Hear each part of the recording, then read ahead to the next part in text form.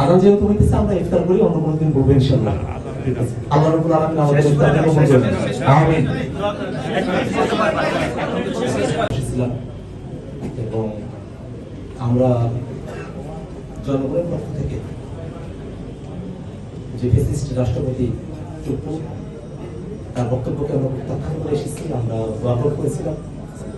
এবং এখানে আরো একটা জিনিস ঘটেছে আজকের এই রাষ্ট্রপতির বক্তব্যকে ঘিরে, এক বিরোধী দল তার বক্তব্যই শুনতে চায়নি, আর সরকারি দল আজান হয়,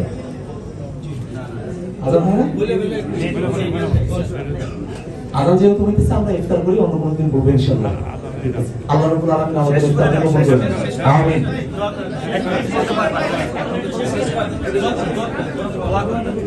اللهم ربنا آتنا في الدنيا حسنة وفي الآخرة حسنة وقنا عذاب النار। يا الله আমাদের ইফতারকে কবুল করে নাও, আমাদের সকল ভাইদেরকে কবুল করে নাও, আমাদের সকলের নেক নিয়তকে কবুল করে নাও। আমিন। ইয়া আমিন।